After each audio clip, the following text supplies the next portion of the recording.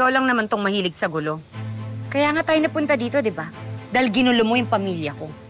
Ngayon kung naghahanap ka ng away, dun, pumunta ka sa kanto, maghanap ka ng kasparing mo. Oh, wala pa nga eh. Sumusuko ka na agad. So, you won't even put up a fight? Winner by default agad ako? Akala ko ba gagawin mo ang lahat para kay Danilo? So, hanas mo lang yun, ganon? Eme-eme mo lang na mahal mo siya at gagawin mo ang lahat para sa kanya, ganon? Gagawin ko talaga ang lahat para sa pamilya ko. Para sa mata mo ko. Kaya kung papatulang ko yung mga sinasabi mo, siguro dapat lakihan natin yung premyo. Hindi lang si Danilo yung mapapanalino mo, pati na rin si Mookie. At kapag natalo ka, lulubayan mo na yung pamilya. Winner takes all.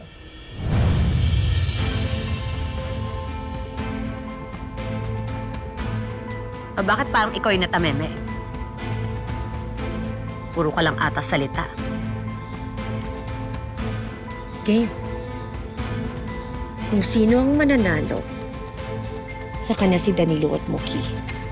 Kaya pag nanalo ko, hindi mo na rin sila makikita kahit kailan. Deal. Saan? Oh, relax ka lang. Ako ang naghamon, diba? Ako rin ang pipili ng lugar. See you.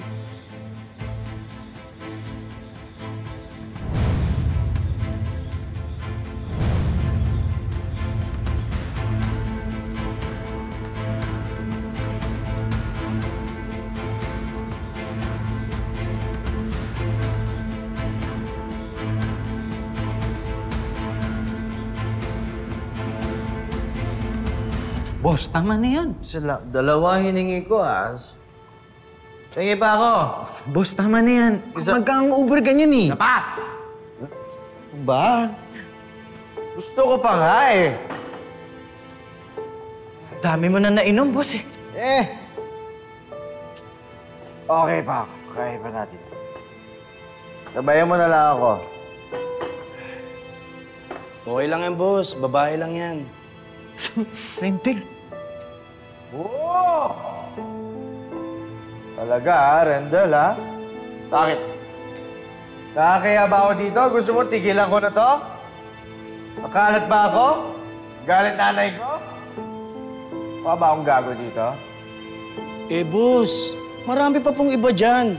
Kung ako yan, iiwan ko na yan si Ma'am Emma.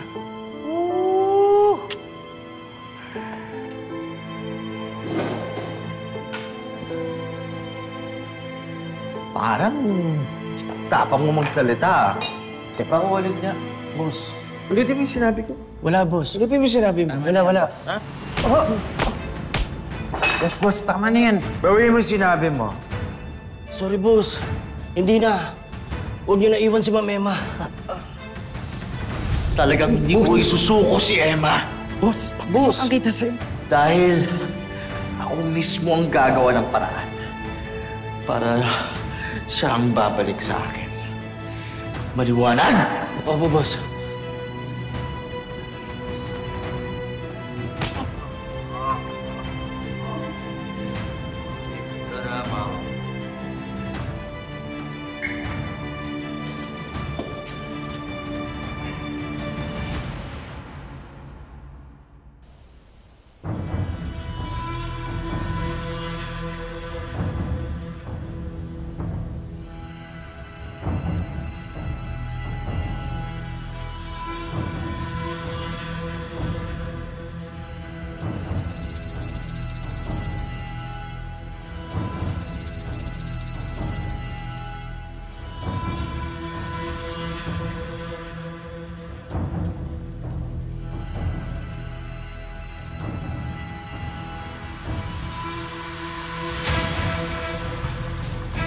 Bakit naman ito pa yung napili mong lugar?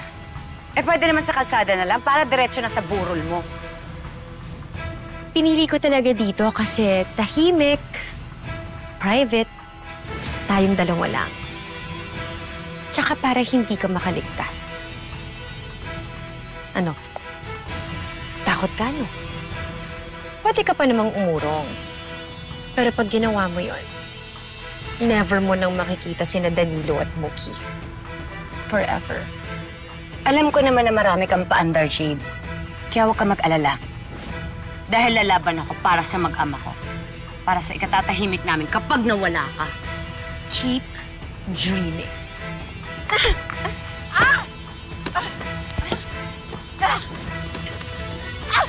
Mukhang magiging madali lang to, ah. Bitawan mo ako! Mas masakit pa yung mararamdaman mo kapag nawala na yung mag-ama ko sa buhay mo. Kapag hindi ka pa nakawala sa akin pagbilang ko ng 3, tapos na tayo.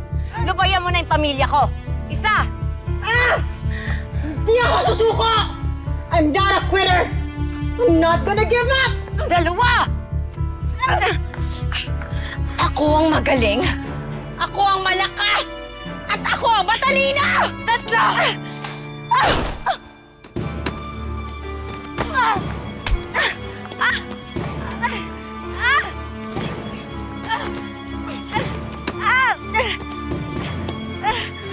Ano, ha? Ano? I always win. Always. Hindi matatapos ang laban na to nang hindi ako ang panalo. Challenge po. Bakit hindi nyo naman po agad sinabi sa akin? Naku, Mookie, sorry. Isi-secret sana namin ni Kutsin sinabi ni Emma. Eh, pero hindi na rin kami mapakali eh. Sobrang naluloka na kami sa nangyayari sa magkapatid. Eh, sana po hindi nyo na lang po sila hinayaan. As if naman makikinig sa amin yun. Oo nga. Oo, sige po, ka na lang po. Samahan nyo na lang po ako. Uy, Mookie, sandali! Mookie, magagalit sa amin ang nanay mo. Uy! Right on cue. So ngayon, Emma, there's nothing left to do but to get rid of you. Gusto mong kunin yung mag-ama ko? At hindi ka na makakarating sa kanila ng buhay. Over my dead body. Or better yet, over yours. Dahil maililibing na rin kita. Bago mo ako ilibing sa hukay, ikaw muna yung ililibing ko!